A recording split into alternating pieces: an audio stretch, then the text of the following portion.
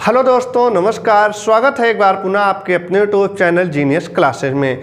आप देख सकते हैं ये आपके कुछ एक फिगर बना हुआ है और ये फिगर है हमारे बंदरगाह का, यानी कि एक पार्ट इसका हो चुका है। अगर आप उसको नहीं देखे हैं तो पहले आप पहले पार्ट को देखिए, फिर सेकंड पार्ट को देखिएगा। 10 मिनट से कम की ही वीडियो है और बहुत अच्छे से उसमें आपको समझ में आ जाएगा। यानी कि हम लोग बंदरगाह को पढ़ रहे थे और अगर हम बात करें बड़े बंदरगाह कितने हैं तो हमारे बड़े बंदरगाह मिलते हैं 13। यहाँ से थोड़ा सा हम रिवीजन करा देते हैं। बड़े बंदरगाह की बात करेंगे तो बड़े बंदरगाह हमको मिल जाएंगे 13 और छोटे बंदरगाह की बात करेंगे तो हमको मिल जाएंगे 200। कितने मिल जाएंगे भाई? 200। उसके बाद हमने डिवाइड किया था कि एक हमारा पूर्वी तट है, एक हमारा पश्चिमी तट है। पहले वाली वीडियो में हमने इधर पश्चिमी के तट के बंदरगाहों को और कितने बंदरगाह मिले थे? इधर 6 मिले थे। यहाँ हमने गुजरात को पढ़ा था, कांडला। यहाँ मुंबई था, मुंबई सालसेट द्वीप पर था मुंबई बंदरगाह। यहाँ आपने महाराष्ट्र का न्याहा सेवा पढ़ा था। यहाँ आप पहुँचे थे गोवा में मार्मू गाँव को और यहाँ आप पहुँचे थे कर्नाटक में न्यू मंगलौर को और यहाँ आप केरल पहुँचे थे कोच्चि को। और इन सभी की अगर विशेषताओं के बारे में बात करें तो ये सभी बंदरगाह यानी 5 आपको प्राकृतिक मिले थे, एक आपका कृत्रिम मिला था और कृत्रिम कौन था? तो ये आपका न्याहा सेवा हो जाएगा। इसके बारे में कांडला का परिवर्तित नाम जो है पंडित दीनदयाल हो गया था और कच्छ की खाड़ी में था। ये सभी बातें आपने अच्छे से पढ़ लिया था। आज आपको देखना है इधर पूर्वी, यानी कि पूर्वी तट वाले क्या कहते हैं? बंदरगाह। और इधर हमको कितने मिलेंगे? 7। देखिएगा 1 2 3 4 5 6 और ये 7। सातों का नाम देखिएगा। ये आपका पश्चिम बंगाल में है कोलकाता बंदरगाह और यहीं आपको एक दूसरा मिलेगा हल्दिया बंदरगाह। तो कोलकाता बंदरगाह कैसे है भाई? कृत्रिम है और हल्दिया भी कैसे है? आपका कृत्रिम है। और ये किस नदी पे बनाया गया? तो हुगली नदी पर। यानी कि ये क्वेश्चन सबसे इंपॉर्टेंट हो जाता है कि भारत का एकमात्र नदी बंदरगाह, यानी कि जो नदी पे बंदरगाह है एकमात्र, वो कौन सा बंदरगाह है? तो आपका कोलकाता बंदरगाह है। और कौन सी नदी पे है? तो आपका हुगली नदी पे है। और ये हल्दिया है कोलकाता बंदरगाह के भार को कम करने के लिए, यानी कि ये वाला जो बंदरगाह है आपका हल्दिया, इसके भार को कम करने के लिए इसको बनाया गया है। ये बात आपको बहुत अच्छे से याद रखना है। और ये भी किस पे है? हुगली नदी पर है। और ये भी कैसे है? आपका कृत्रिम है। 2 आपके यहाँ से याद हो जाएंगे। तीसरे पे चलते हैं। ये है आपका पारादीप। पारादीप बंदरगाह कैसा है?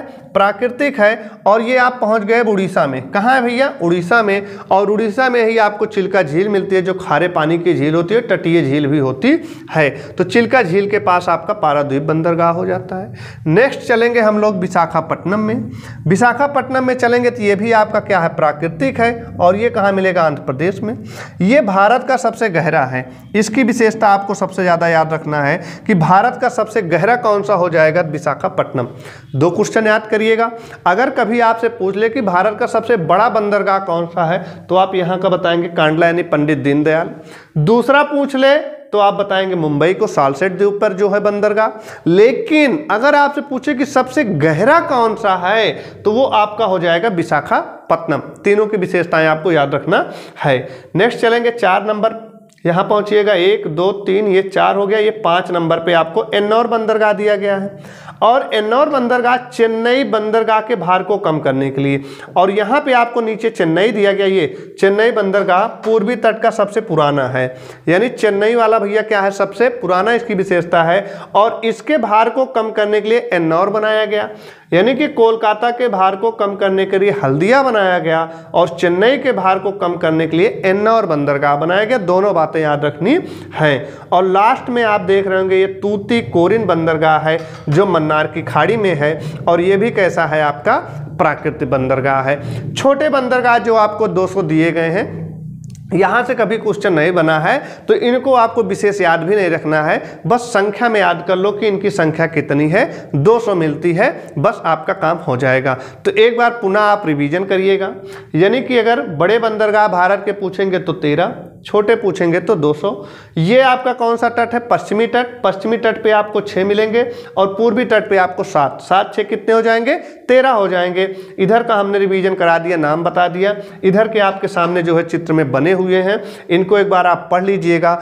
एक बार आप फिगर के द्वारा बना लीजिएगा। अगर ये आपका फिगर ड्रा हो जाएगा, बन जाएगा, तो उम्मीद करिए, विश्वास मानिए, आप कभी नहीं भूलेंगे। आप जो फिगर के द्वारा बना लेते हैं आकृति, वो कभी नहीं भूलती है, और जो आप रट रट के पढ़ते रहते हैं उसको आप हमेशा भूल जाएंगे। रट्टू विद्या कभी नहीं याद होती है। तो हमारे तरफ से एक बार आप फिगर को ड्रा करिएगा। इधर वाला भी बनाइएगा, पश्चिमी वाला, इधर वाला पूर्वी वाला बनाइएगा।